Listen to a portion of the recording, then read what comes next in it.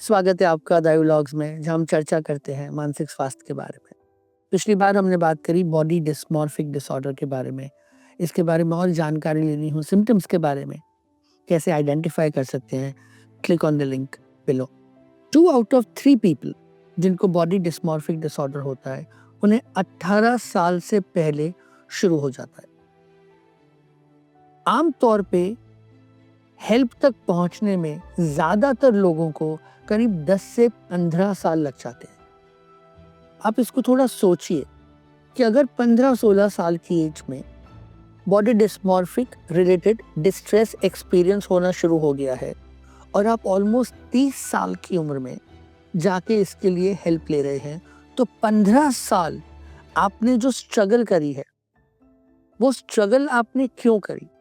क्योंकि या हमें इसकी जानकारी नहीं थी, या अगर हमें जानकारी थी तो हमें ये पता नहीं था कि इसकी मदद हो सकती है, इसका एक सोल्यूशन है, या जो हमारा मेंटल हेल्थ के बारे में इतना ज़्यादा स्टिग्मा है जो हमें हेजिटेट कराता है कि हम लोगों से बात कर सकें और हेल्प ले सकें। इसलिए early identification, knowledge about illness, psycho education का इतना रोल है। अगर हमें पता होगा कि हम कब मदद मांगे, कहाँ से हेल्प लें, तो हमें सल्यूशन भी मिलेगा। इसीलिए अगर हमें जानकारी हो, हम अर्ली आइडेंटिफिकेशन कर लें और अर्ली इंटरवेंशन करें, तो क्वालिटी ऑफ लाइफ में कितना असर आएगा। हम ट्रीटमेंट की बात करें उससे पहले थोड़ा सा कोमॉर्बिडिटी और कुछ कॉम्प्लिकेशंस के बारे में बात करते हैं। Body dysmorphic disorder is also seen very closely related to anxiety disorders, depressive illness, obsessive compulsive disorders. बताइए जरा। जब आप बॉडी डिस्मॉर्फिक डिसऑर्डर से सफ़र करते हैं तो उसके साथ साथ कोमॉर्बिड, जैसा कि आपने बोला, इलनेसेस भी देखने को मिल सकती है। जैसे फ्रीक्वेंटली एंजाइटी डिसऑर्डर्स में हम बोलते हैं पैनिक अटैक्स बहुत कॉमन है। उसके साथ साथ आपको सेकेंडरी डिप्रेसिव सिम्टम्स भी आ सकते हैं, बिकॉज आप बहुत ज़्यादा अवॉइड कर रहे हैं सिचुएशन, तो आपको वो hopeless feeling, guilt feeling, shame feeling, तो उसके कारण क्या होता है, आपका मूड बहुत ज़्यादा सैड रहने लगता है। और साथ ही साथ हमने जैसे बात की कि कंपल्सिव बिहेवियर एक्ट्स होते हैं, तो कोमॉर्बिडिटी हम OCD भी देख सकते हैं, that is obsessive compulsive disorder. Riya, अगर ऑब्सेसिव कंपल्सिव डिसऑर्डर का एक स्पेक्ट्रम देखें, तो क्या किसी तरह से some aspects of body dysmorphic उससे कोरिलेटेड है? डेफिनेटली ऑब्सेसिव कंपल्सिव डिसऑर्डर्स जो होते हैं उसका एक पार्ट होता है बॉडी डिस्मॉर्फिक डिसऑर्डर, तो उसमें भी वही सेम जो हम प्री ऑक्यूपेशन बोलते हैं वो सिमिलर लेवल पे होते हैं, और साथ ही साथ जो कंपल्शन होता है, तो जो हम कंपल्सिव एक्ट्स करते हैं वो भी उसी टाइप के होते हैं। जो मेंटल एक्ट्स होते हैं, प्री ऑक्यूपेशन है, yes, both and the behavioural aspects as well. और ये भी सही है कि बॉडी डिस्मॉर्फिक डिसऑर्डर की कोमॉर्बिडिटी ईटिंग डिसऑर्डर्स के साथ भी होती है, इनफैक्ट सब्सटेंस यूज डिसऑर्डर्स के साथ भी होती है। मुझे एक बात बताइए कि हम बायोसाइकोसोशल मॉडल की बात करते हैं, तो जो बायोलॉजिकल कंपोनेंट है बॉडी डिस्मॉर्फिक डिसऑर्डर का, वो क्या है? जैसे कि बायोलॉजिकल कंपोनेंट जेनेटिक्स हो गया, कि जेनेटिक्स प्ले रोल, कि अगर फैमिली हिस्ट्री है तो चांसेस हैं कि आप में भी आने के चांसेस बढ़ जाते हैं। साथ ही साथ जितने भी न्यूरोट्रांसमीटर्स होते हैं जो हमारे जो ब्रेन को कंट्रोल करते हैं या रेगुलेट करते हैं, जैसे सेरोटोनिन हो गया, नॉरएपिनेफ्रिन, गाबा, ग्लूटामेट, तो ये सब अगर डिसफंक्शन हो जाते हैं तो उसके कारण भी आपका प्री ऑक्यूपेशन बढ़ जाता है। एंड लास्टली अगर ब्रेन के स्ट्रक्चर्स या उसकी केमिस्ट्री, जैसे जी की जो न्यूरोनल पाथवेज होते हैं, अगर उसमें भी ऑल्ट्रेशन हो जाए तो आपको ये चीज़ देखने को मिल सकती है।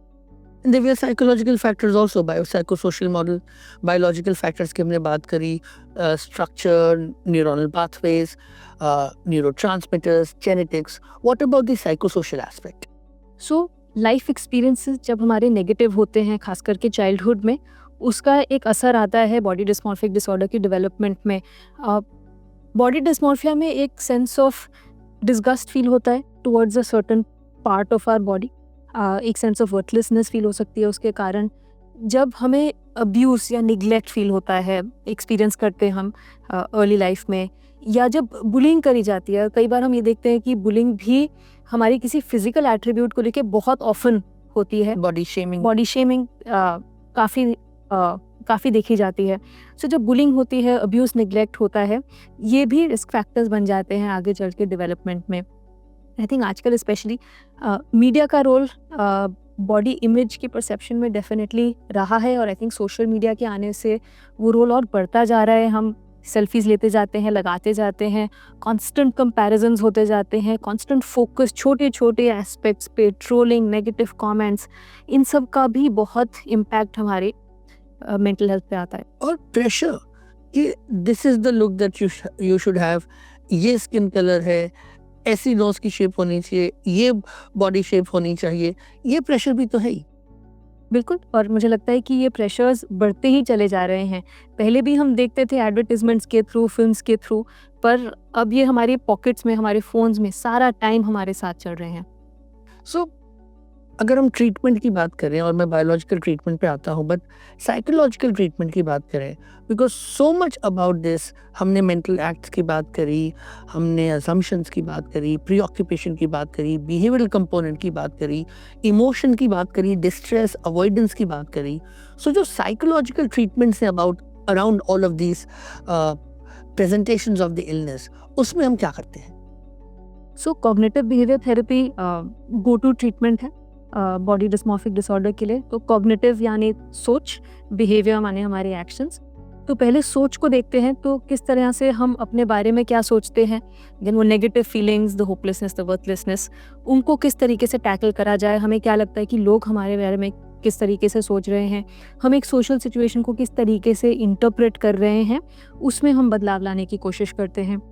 उसके साथ साथ हम बिहेवियर को भी देखते हैं कि जो बिहेवियरल एक्ट्स के बारे में हमने बात करी थी, मिरर्स को किस तरीके से हम ज़्यादा देखते हैं या अवॉइड करते हैं, ग्रूमिंग एक्ट्स करते हैं, तो किस तरीके से उन अर्जेस को हम कंट्रोल कर सकते हैं, उस पे काम किया जाता है। उसमें बिहेवियरल इंटरवेंशंस होती हैं, साथ साथ लाइफस्टाइल भी, ताकि हम सोशल इंटरेक्शंस को दोबारा से और इनकरेज कर पाएँ। एक्सेप्टेंस कमिटमेंट थेरेपी एक थर्ड वेव अप्रोच है, जिसमें हम डिस्कम्फर्ट, डिस्ट्रेस को टॉलरेट करने की क्षमता बढ़ाते हैं। और यहाँ पे फैमिली का भी इम्पोर्टेंट रोल रहेगा। तो फैमिली को सपोर्ट करना, फैमिली का जो अगर कम्युनिकेशन किस तरीके की है, अगर कॉन्फ्लिक्ट्स हो रहे हैं, किस तरीके से फैमिली मेम्बर्स एम्पैथेटिकली पेशेंट को सपोर्ट कर सकते हैं, इस एस्पेक्ट पे भी हम काम करेंगे। फिर दिव्या ने बात करी साइकोलॉजिकल ट्रीटमेंट्स की। Combined treatment bye and large mental health में मोस्ट एस्टैब्लिश्ड है, कि जहाँ पे हम बायोसाइकोसोशल मॉडल की अगर बात करते हैं, तो वही ट्रीटमेंट में भी बात करते हैं कि सिर्फ दवाइयाँ इनफ नहीं है, सिर्फ थेरेपी इनफ नहीं है, बेस्ड ऑन द इलनेस। ज़्यादातर कंडीशंस में एक डुअल रोल है, और वहाँ से बेस्ट रिस्पॉन्स आता है, obviously based on severity and nature of the illness. So body dysmorphic disorder में मेडिकेशंस का क्या रोल है? डेफिनेटली मेडिकेशंस का रोल होता है बॉडी डिस्मॉर्फिक डिसऑर्डर में। डिपेंड करता है कि सीवियरिटी कितनी है, मतलब कि बहुत ज़्यादा सीवियर है कि इतना सिग्निफिकेंट हैम्पर कर रहा है उनकी फंक्शनिंग, उस पर भी डिपेंड करता है।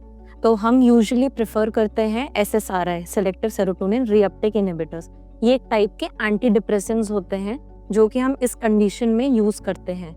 आपके जो न्यूरोनल पाथवे में चेंजेस आ रहे हैं, जैसे कि सेरोटोनिन डिसरेगुलेशन, जैसा कि पहले बताया, तो उसको बैलेंस करने की कोशिश करते हैं। तो हम इसके लिए हम SSRI यूज़ करते हैं टू रिड्यूस द सिम्टम्स। और कोमोबिडिटी के लिए भी, कि अगर किसी को एंजाइटी ज़्यादा है तो अकॉर्डिंगली, डिप्रेसिव फीचर्स हैं तो अकॉर्डिंगली, एंड बिकॉज हम बॉडी डिस्मॉर्फिक को, जैसा आपने बताया, कि as a part of the obsessive spectrum देख रहे हैं, तो by and large the medical treatment would be similar on the lines of similar aspects रहेंगी।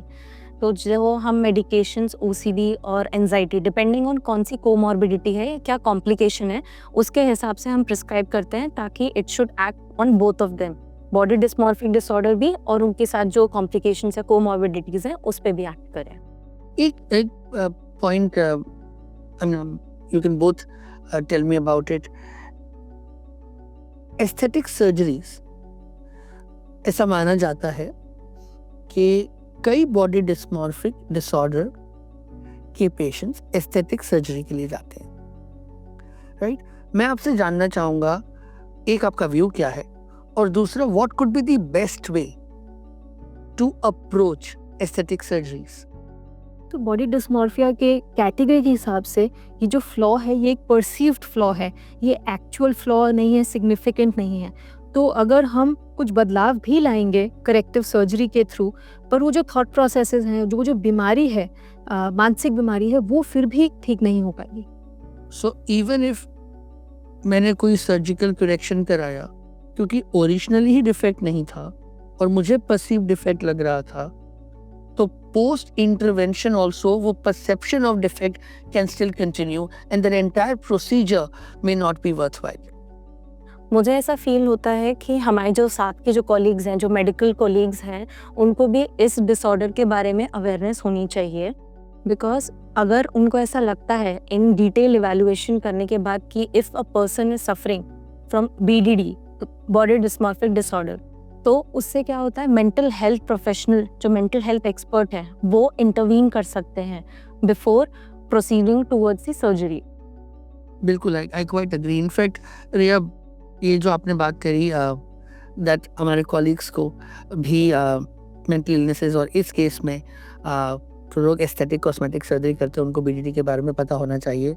मुझे ये लगता है कि इन एनी केस जो एस्थेटिक सर्जरीज हैं, इंटरवेंशंस हैं, जो हमारे फिजिकल अपीयरेंस, हमारी आइडेंटिटी, हमारी सेल्फ इमेज का एक अहम हिस्सा है, तो जब उसमें कोई चेंजेस आते हैं तो मुझे लगता है कि अगर involvement of mental health professionals हो इन दिस ट्रीटमेंट, तो जो ओवरऑल प्रोग्नोसिस है, क्योंकि प्रोग्नोसिस का जो एक हिस्सा है वो साइको सोशल रिहैबिलिटेशन है।